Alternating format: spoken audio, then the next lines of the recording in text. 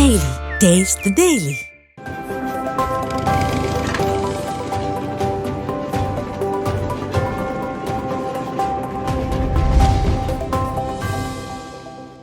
புதுச்சேரியில் இன்று முதல் இருசக்கர வாகன ஓட்டிகள் ஹெல்மெட் கட்டாயமாக அணிய வேண்டும் என உத்தரவிட்டிருந்த நிலையில் பெரும்பாலான வாகன ஓட்டிகள் ஹெல்மெட் அணிந்து செல்கின்றனர்.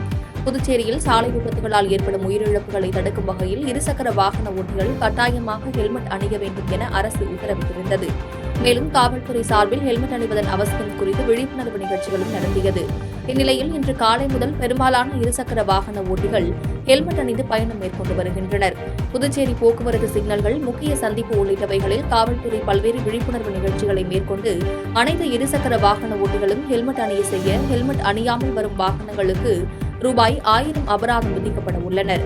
இதுகுறித்து பேசிய புதுச்சேரி மாநில டிஐஜி சத்யசுந்தரம், புதுச்சேரி மாநிலத்தில் வாகன ஓட்டிகள் தலைக்கவசம் அணிய வேண்டும் எனவும் உத்தரவை மீறும் வாகன ஓட்டிகள் மீது 1000 ரூபாய் அபராதம் மற்றும் வழக்கு பதிவு செய்யப்படும் என்றும் தெரிவித்துள்ளார். 2024 கிட்டத்தட்ட 215 நபர்கள் வாகன விபத்தில் உயிரிழந்திருக்காங்க. 40% பார்த்தீங்கன்னா ஹெல்மெட் போடாமல் ஓவர் ஸ்பீடுனால இறந்தவங்க. ஸோ அந்த ஹெல்மெட் போடாமல் இறக்குற அந்த வாகன விபத்து இறப்பை நம்ம குறைச்சி 0க்கு கொண்டு வரணும். வாகன விபத்தில் மரணமில்லா ஒரு புதுச்சேரியை உருவாக்கணும் அப்படிங்கிற ஒரு நோக்கத்தில் மிஷன் ஜீரோ ஃபெட்டாலிட்டி அப்படிங்கிற ஒரு மிஷனை நேற்று நமது மேதகு ஆளுநர், துணைநிலை ஆளுநர் புதுச்சேரி அவர்களின் கரங்களால் ஒரு ஹெல்மெட் ரேலி ப்ளஸ் இந்த மிஷன் ஜீரோ ஃபெட்டாலிட்டி இதை நம்ம லான்ச் பண்ணோம். இந்த ஹெல்மெட் போடாமல் போகிறவங்கள நம்ம அபராதம் விதித்து வழக்கு பதித்து ஹெல்மெட் போடக்கூடிய அறிவுறுத்தல்களையும் கொடுத்து ஹெல்மெட் போடுற அந்த கம்ப்ளைண்ட்ஸ் பெர்சன்டேஜை அதிகப்படுத்தணும் அப்படிங்கிறதுக்காக நம்ம நிறைய அவேர்னஸ் ப்ரோக்ராம்ஸு ரோட் சேஃப்டியிலேருந்து நம்ம பண்ணிக்கிட்டு இருக்கோம்.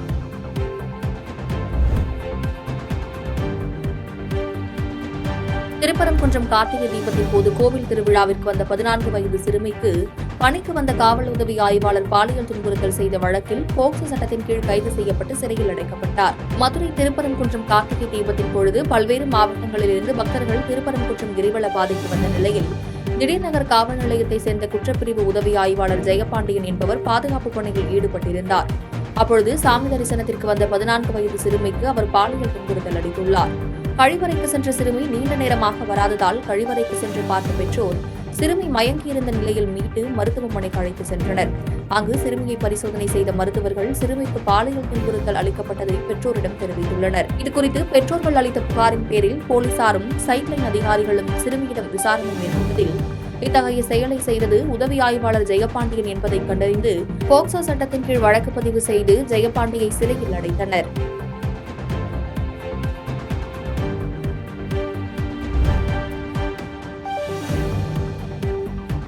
புதிதாக திறந்த தனியார் மதுபான கூடத்திற்கு எதிர்ப்பு தெரிவித்து தேனி மாவட்டம் பெரியகுளம் அருகே மதுபான கூடத்தை அடைக்க கோரி பொதுமக்கள் சாலை மறியல் போராட்டத்தில் ஈடுபட்டதால் பரபரப்பு ஏற்பட்டது. தேனி மாவட்டம் பெரியகுளம் புதிய பேருந்து நிலையம் எதிரே மதுபான குடிப்பக்கத்துடன் கூடிய தனியார் மதுபான கூடம் திறக்க அரசு அனுமதி அளிக்கப்பட்டு தற்போது திறக்கப்பட்டுள்ளது. இந்நிலையில் பெரியகுளம் பேருந்து நிலையம் மற்றும் குடியிருப்பு பகுதியின் அருகில் திறக்கப்பட்ட தனியார் மதுபான கூடத்திற்கு எதிர்ப்பு தெரிவித்து அப்பகுதி மக்கள் திறக்கப்பட்ட தனியார் மதுபான கூடம் முன்பாக அமர்ந்து மதுபான கூடத்தை அடைக்க கோரி சாலை மறியல் போராட்டத்தில் ஈடுபட்டனர். இதனைத் தொடர்ந்து அங்கு வந்த பெரியகுளம் காவல்துறையினர் போராட்டத்தில் ஈடுபட்ட மக்களிடம் பேச்சுவார்த்தை நடத்தி உடனடியாக தனியார் மதுபான கூடத்தை அடைத்து நடவடிக்கை மேற்கொண்டனர். இந்த சாலை மறியல் போராட்டத்தால் 1 மணி நேரத்திற்கு மேலாக பேருந்து நிலையத்திற்குள் இருந்த பேருந்துகளும் பேருந்து நிலையத்திற்கு எந்த பேருந்தும் செல்ல முடியாத நிலையிலும் போக்குவரத்து பாதிக்கப்பட்டது.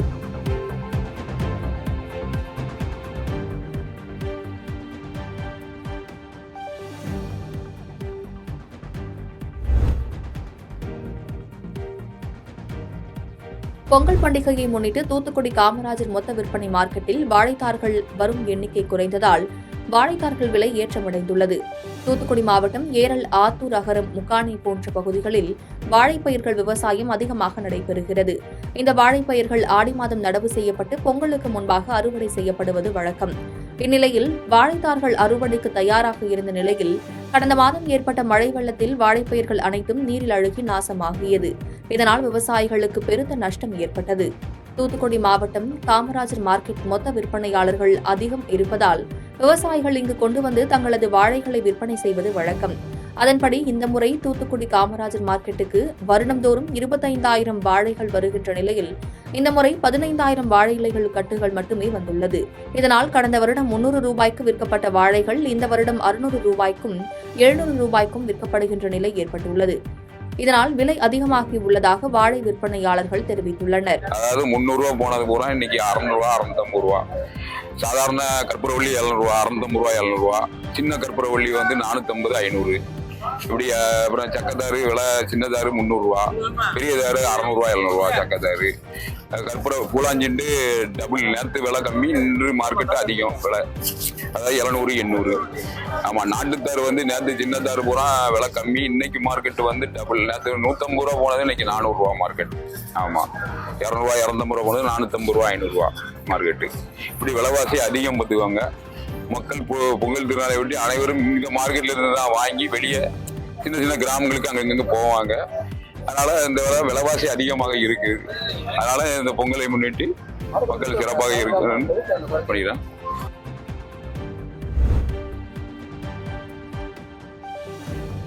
கன்னியாகுமரி மாவட்டத்தில் வரலாற்று சிறப்பு வாய்ந்த சுசீந்திரம் தானுமலையன் சுவாமி கோவிலில் மார்கழி மாத தேர் திருவிழா சிறப்பாக நடைபெற்றது.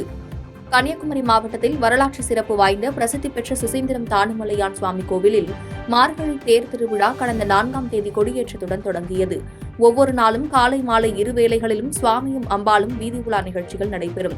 விழாவின் முக்கிய நிகழ்ச்சியான 9ஆம் நாள் திருவிழாவில் மார்கழி மாத தேர் திருவிழா நடைபெற்றது.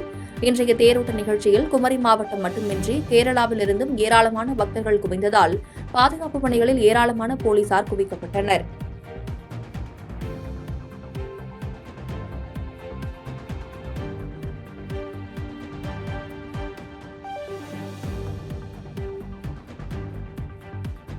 பாதகம் செய்பவரை கண்டால் நாம் பயம் கொள்ளலாகாது பாப்பா. மோதி மிதித்து விடு பாப்பா, அவர் முகத்தில் உமிழ்ந்து விடு பாப்பா. அண்மை செய்திகளை உடனுக்குடன் தெரிந்து கொள்ள இணைந்திருங்கள் எம் நாடு தொலைக்காட்சியுடன்.